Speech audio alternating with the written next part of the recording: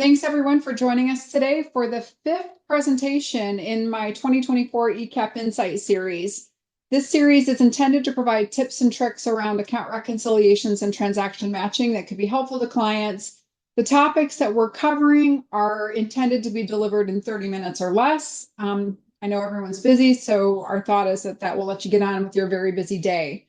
Today's topic covers error handling strategies, specifically how to prevent invalid data from getting into the matching workstream. And I'm sure most of you know who I am by now, but for those that don't, my name is Heather Brown, and I'm a senior director here at eCapital Advisors. I'm responsible for our account reconciliation and transaction matching service line, which is the area that I focus on exclusively. I've got more than 22 years experience in this tiny little space. I was one of the founding employees at Blackline that invented their first generation product before leaving to found a small software company that Trintech acquired that became the basis for the Cadency solution.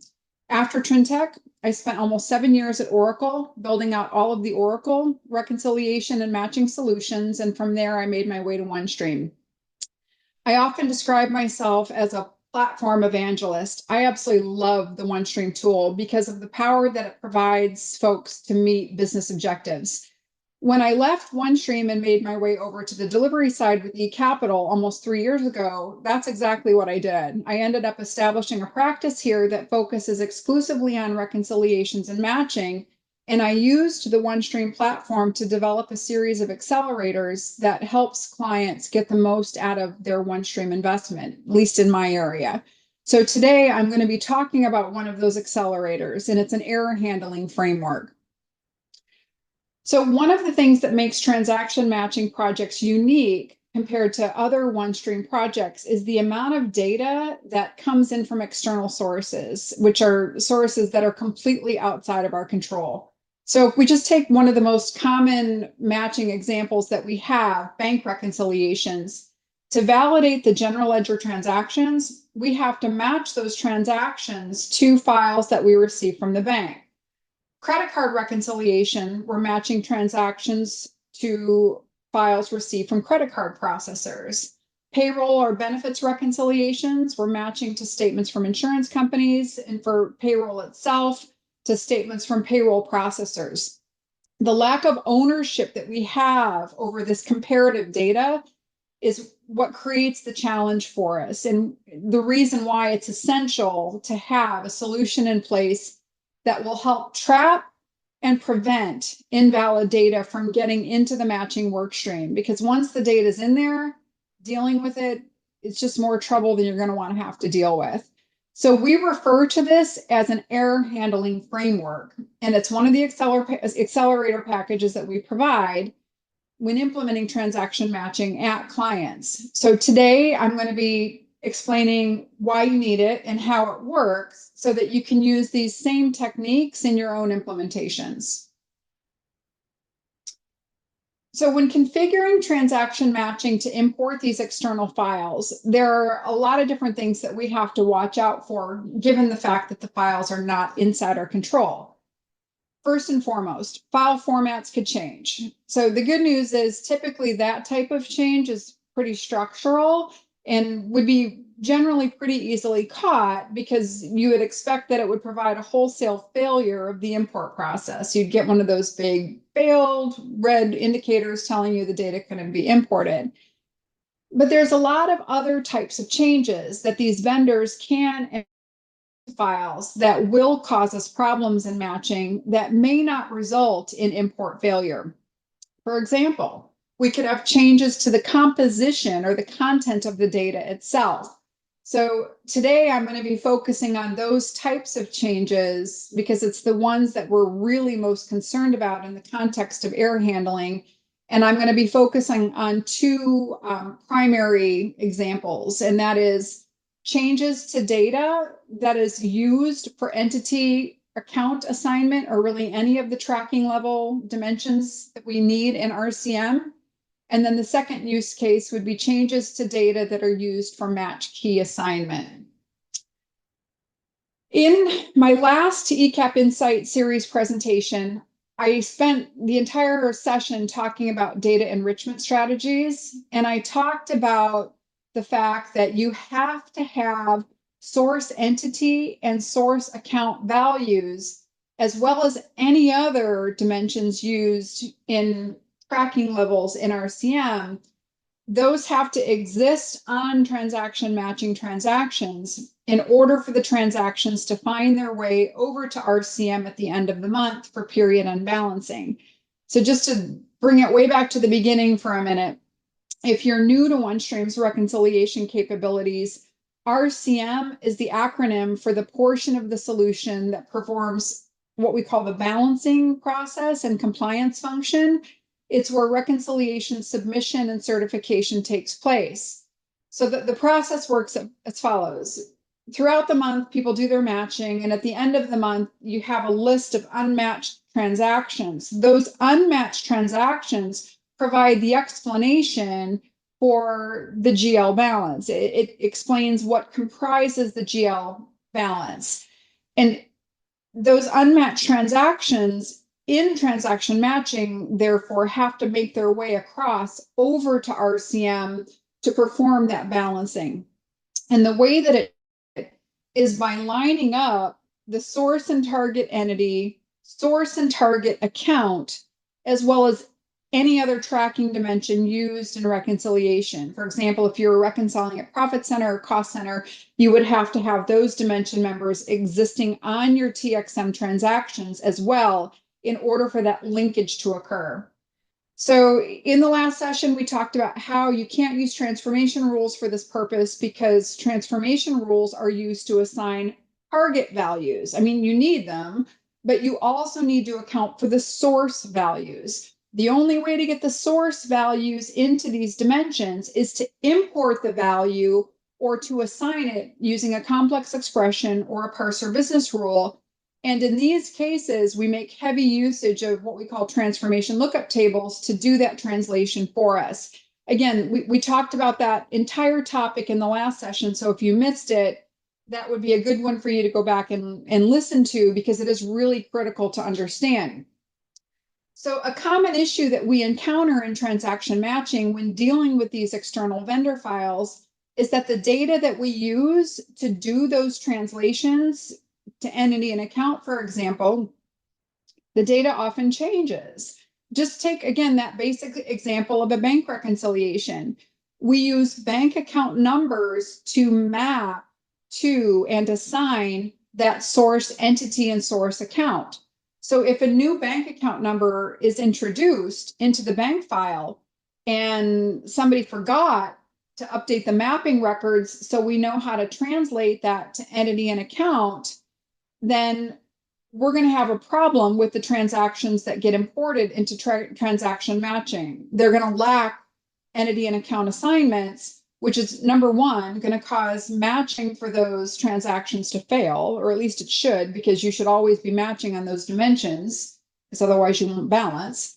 And it's going to cause us a problem as well with the integration to RCM. Those transactions will effectively be orphaned. They won't know how to find their way across to RCM, so they won't show up in any reconciliations. With credit card reconciliations, just extending the example, we typically use merchant ID numbers to assign entity and account values. If you add a new merchant ID and you don't update the mapping table, you're going to get the same sort of problem. So that's one example of where we have changes to the composition of data that affects entity and account assignments. The other example that I wanted to talk about were changes to data that is used for translations that are assigning match keys. And again, this is hearkening back to the last presentation. We talked about match keys. Match keys are tags that we put on data to be able to match data that's logically related but non-standard. So the example that I gave in the last session was a case where a client needed to match data in two different files. There was a customer file and a vendor file. And in one of the files, business names were listed as like Ford Motor Company. And in the other file, it was listed as Ford Motor Co. So clearly those are logically related. We all know that it's still forward, but from a computer's point of view, at least until AI becomes more integrated in these solutions, we have to translate those logical but non-standard values into a key that we can use for matching. So this type of issue where we have failures to perform match key translations isn't as serious as the one that we talked about a minute ago because it's not going to break reconciliations. It just means that our auto match rules aren't going to catch these transactions and users are going to have to go through and manually match them. And it happens all the time. It's very common, as businesses evolve, new data patterns emerge, which does create the need to maintain these translations if we want to keep the very high auto match rates that we've worked so hard to achieve during implementation. So for that reason, even though it's not going to technically break anything, we definitely want to know about these types of issues when they occur so that we can maintain a healthy and productive matching environment. So an effective error handling framework really needs to allow for two different options or work streams for handling data loads when we encounter changes to the incoming data. We need to be able to fail the import for reasons I'll explain in a minute. And then the second path would be to allow the import to proceed, but at least alert that there's a problem with that import. So let's talk about the first one, failing an import. We would generally choose to fail an import when the data quality issue is going to be difficult to fix post-import, or when it will break downstream processes like the RCM TXM integration. So kind of carrying this thought process through, clearly this is the choice that we would use when the changes to data affect entity and account assignments, because we already know that's going to break the integration and potentially would require correction to a lot of records. I mean, think about how many transactions may be flowing through a newly added bank account. And that's a lot of, corrections we'd have to deal with. And we don't want to have to do that. So that's example where we would typically choose to fail the import. Now, the second work stream, we would generally allow the import to proceed, but choose to be alerted of the data quality issue when the issue is not difficult to fix post-import, or if it doesn't need to be fixed at all on data that was already imported, and it will not break the downstream processes. So we would use this method clearly then when we're talking about data changes that affect the match key assignments, because it's not going to break the RCM TXM integration. The data already imported technically doesn't need to be corrected because the user has a workaround. They can go in and grab those transactions manually and match them. And hopefully it's not a whole lot of transactions, it's just a few in an ideal world.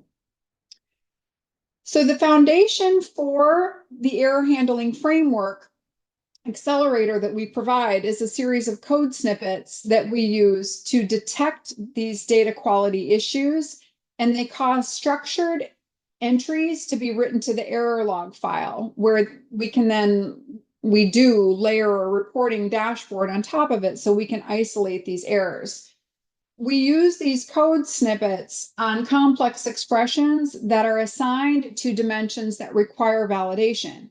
So continuing the previous examples, we would have a snippet on the entity dimension. We would have one on the account dimension where we're doing the translation of the bank accounts or merchant IDs to entity and account. And we would also include one on the one of the attribute dimensions. We try to use A1 for this when we can, when we're translating data to a match key. So if the translation fails, what we do is write a message to the error log indicating that the entity translation failed. And in that error, we will include the bank account number that caused the failure so that we have enough information when we're looking at our reports to take action on the mapping issue. Now, the other thing that we did in these code snippets is enable configuration of either that it should be treated either as an error or as a warning. if we treat it as an error, we throw an exception that causes the import to stop. So it's not going to proceed. If we configure it as a warning, it allows the import to continue, but that details of the issue are still captured in the error log.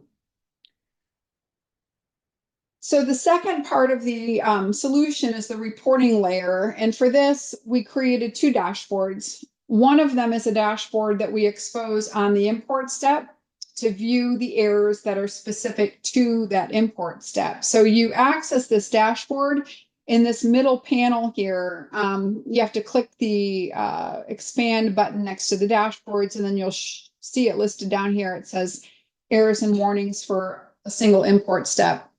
The dashboard itself has two tabs on it. The leftmost tab is the error log summary, which shows one instance of each error type. And an error type, for example, would be the addition of a new bank account that results in failure to translate an entity. That particular error could have affected hundreds or thousands of rows, but we're only displaying it once on the summary so that we can, easily digest visually what we need to attend to. The second tab is the error log detail. If I had clicked on that, you would see each instance of the error. And sometimes that's helpful when there's different patterns that we have to look at. But to be truthful, most of the time I spend on the error log summary.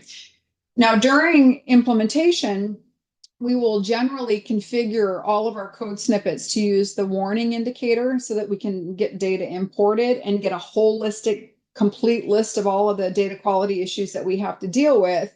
And then after we are heading into UAT, we'll flip those from warning to error so that when things are coming in a production or a production-like circumstance, that we can catch it before it goes in. Now there is a second version of this dashboard that we display down in the main dashboards area where you can report on all errors across all import steps. And the other thing we've done is included a button on here, a clear log button. Because all of these snippets are being written to the error log, we wanted to provide a mechanism to get rid of them once we've finished attending to them. So if you click the clear log button, it just goes and deletes those log messages from the error log. So shorter session today, 18 minutes. I'll open the floor for questions. Otherwise, the last series presentation I have in my 2024 series is scheduled on December 17th. And in this presentation, I'm going to walk through how we are helping clients leverage the matching process to generate journal entries for post back into their accounting systems. We're doing this on virtually every transaction matching project we have.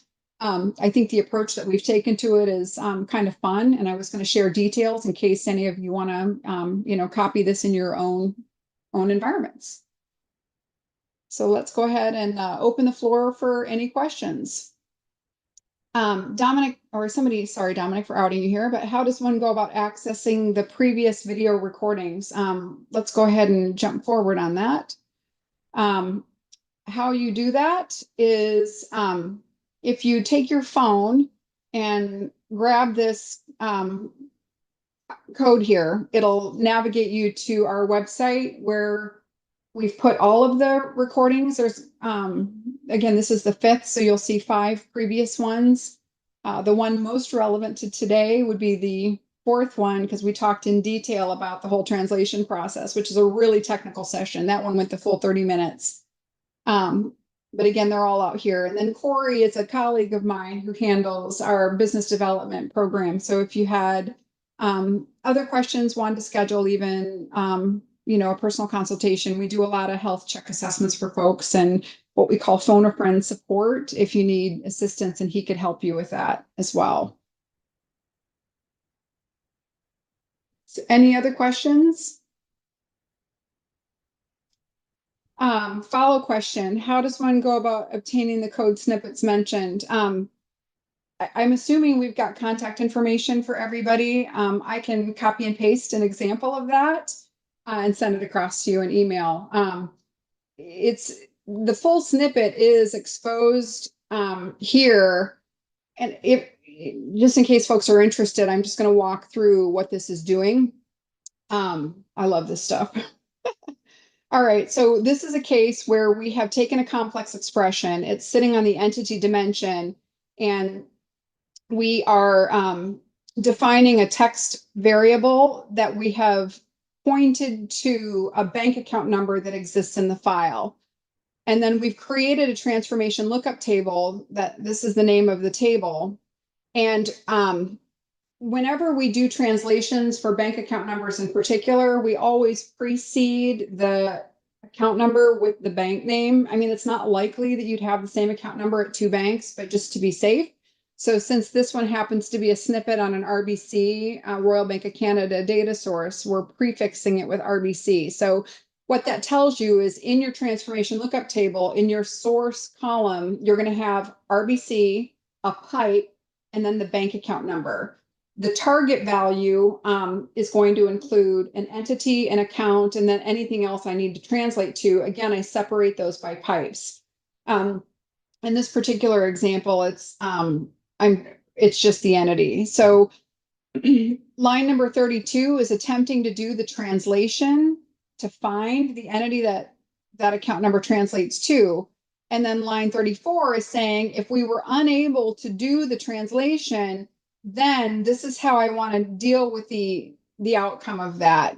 Module code is just a way for you to tag your errors to be specific to a functional area. So if I was doing error handling for RCM, I would put RCM in there. But this whole approach you could use really for any functional area. The indicator line tells you whether or not you're going to fail the load. So if specify either error or warning. If you specify error, then down here on line 47, this is where it's going to throw that exception. And you're going to get an on-screen message that says this, data validation error, this is going to say error, and then your module code, the period name, the name of the workflow profile, the dimension that this complex expression was sitting on that triggered the error, the line number in the file, and the error message itself. Line 39 is where you specify what the error message is. And just through trial and error, I've learned that it's best practices to put enough information in that error message so that you don't have to go hunting for the problem. So you'll notice I'm actually passing in the bank account number not found in lookup table with the name of the lookup table. These squiggly brackets means that we're going to substitute, this variable name with the actual variable itself, the value. Don't forget your $sign in front of the quotes. That's how that's able to do that. Now, if you're coding this yourself and you're creating your own error handling framework, one thing that I would suggest to you, I'm using colons as my delimiters. Don't do that. You'd be surprised how many times you want to put a colon in your error message and then it splits it and it doesn't parse correctly in the dashboard. In the next update I do to my dashboard, I'm going to use the pipe symbol for my delimiters because it just makes reporting easier on the dashboard. So the dashboard itself, that's what's happening in this summary and in my detail is it's just a SQL statement that's selecting the error message, but it's doing a split by the delimiter. So if you use a pipe, then that frees you up to use colons in your error message without having delimiter errors. So I hope that helps. But I can certainly send that across to you. And again, thanks everyone for joining today's call. I really enjoy doing these and getting to know folks through the process. So I hope you have a great rest of your day.